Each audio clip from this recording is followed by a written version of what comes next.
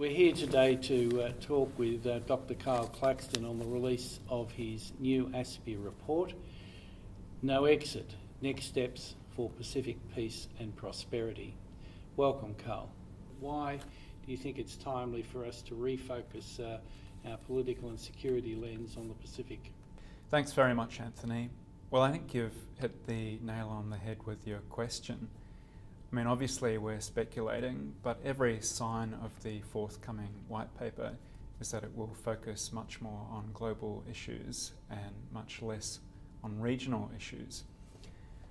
Personally, I think that's a reasonable response to a darkening international strategic environment. I'm just concerned that we could lose touch with some important constants of our own strategic situation. If you think back 10 years or nearly a decade to 2006, we had suddenly things getting much worse in the Solomon Islands, East Timor, Fiji coup, riots burning down Nuku'alofa and Tonga. If you look about now, outwardly the situation is quite positive. At the same time, there are some worrying trends that you understand as well as me. And I think we just need to keep our eye on these, and the very things that are the very forces and trends that are making us focus on the global challenges could actually make these local challenges more internationally important. Are there specific areas here in the security sense that your paper highlights? Are there areas where, for example, Australia is somewhat exposed in terms of appreciating some of the emerging risks? Well, the paper is all about trying to prevent conflict arising in the first place. That's obviously very much easier said than done. I look at some of the theoretical models for doing this, but in the end I come down to quite a simple model looking at our development, diplomacy and defence and security, the so-called 3Ds of our foreign policy. I noticed in your paper that you are critical, certainly lament the decline in our development assistance to the Pacific. I guess for hard-nosed security people and defence specialists, we don't automatically link development aid and harder-edge national security interests. What is your view about the links between economic development, aid and security? Well, I'd start out by saying I certainly welcome signs that the government intends to stick to its commitment to increase defence towards 2% of GDP. I think that's vital in a situation where we no longer have an either-or choice to focus on global or regional issues. That said, the announcement of the aid cuts, the biggest one last December, which will take place in the next budget, of 20%, $1 billion of the $5 billion, that was sold as offsetting the increase in defence spending. I think that's actually a bit of a misnomer and perhaps a false dichotomy when aid and defence are really all part of the same security equation. It's a bit of a cliche and quite fuzzy logic, but there's an obvious power in the truism that you can't have security without development and you can't have development without security. So I'm just worried that we'll lose sight of some of the powerful security drivers with this decrease in the aid funding. And you've written in the past, Karl, on the importance of leveraging the private sector for aid and development. Are there areas that you would think in terms of priorities for what you've admitted is a shrinking aid budget, but are there areas in the Pacific that you think where we could leverage development assistance to around these broader security objectives you've outlined?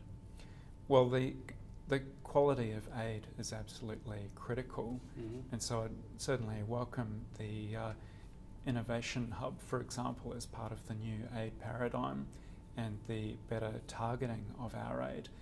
But the quantum is important too. Mhm. We're spending less than 1% of our total aid budget on the innovative ideas and the innovation exchange, the new innovation hub. And I think there's a real danger that all the great ideas in the new aid paradigm will tread water to some extent without the funding. So what can we do if the budget is very tight? Well, I think we need to fall back a bit on some beyond aid initiatives that can be quite inexpensive but also are potentially transformative. What I'm thinking here are particularly things like the guest worker scheme, so the Pacific seasonal worker program. It's hard to think of something that could possibly be more powerful for providing help to neighbouring countries in a form that is self-help, that's sort of in our enlightened self-interest. Wouldn't pretend that that's easy. There are all sorts of political difficulties associated with allowing more guest workers into our country, but it's something that can be done relatively inexpensively, which could have a genuinely transformative effect on our neighbours. You yourself have put up the idea of a Pacific migration category in the way that New Zealand has and the United States has itself for important neighbours, and a range of other countries do. We've always resisted that idea because of the non-discriminatory immigration policy. I think it's time we go beyond that. The non-discriminatory immigration policy was built to get rid of white Australia, and the idea that we can't give a bit of positive discrimination to our closest friends to help them prepare for natural disasters, to help them prepare for climate change, to help enmesh them in our security architecture, I think is past its use by date. Look, we'll perhaps return to the development side, but you also said the paper also covers both diplomacy and defence. Let's turn to diplomacy. At the moment, we've seen our two largest neighbours, Fiji and Papua New Guinea, with their relations somewhat strained. Are there areas within the diplomatic setting that you'd see Australia advancing in terms of our objectives? Yeah, I guess there are three areas I'd like to focus on briefly. Firstly, as you say, is the regional architecture and regionalism. Mm-hmm. Fiji's had a free and fair election. Prime Minister Bainimarama has won a thumping victory there, but he remains, let's be blunt, he remains deeply peeved by Australia and New Zealand, and there are signs that it will be very hard for him to come to the Forum Leaders Summit in Port Moresby in September, partly because of the long-standing regional competition between Fiji and Papua New Guinea. The other countries of the region weren't interested in the summit that he and Foreign Minister Bishop proposed to rejig the regional architecture, and I can understand why they weren't keen on that idea, having just reset the new Pacific Plan, but I think we need to redouble our effort in welcoming Fiji back to the Pacific community. Second thing I'd want to focus on briefly is the future of economic integration and trade arrangements. Mm-hmm.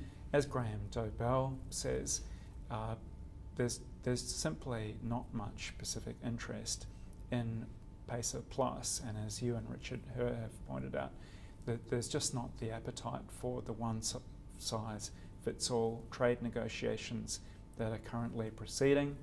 What Graham is proposing is a kind of smorgasbord approach built along the models of the Australia-New Zealand closer economic relationship that regional partners could join at a pace they're comfortable with, and there are enormous potential advantages for them to do so in areas like harmonising airline rules, etc., that can really increase everyone's economies.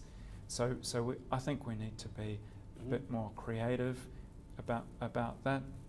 Thirdly, in terms of bilateral relations, I think we need to re-energise the interagency mechanisms we have to identify and to prioritise and to manage slow-burning but very important issues.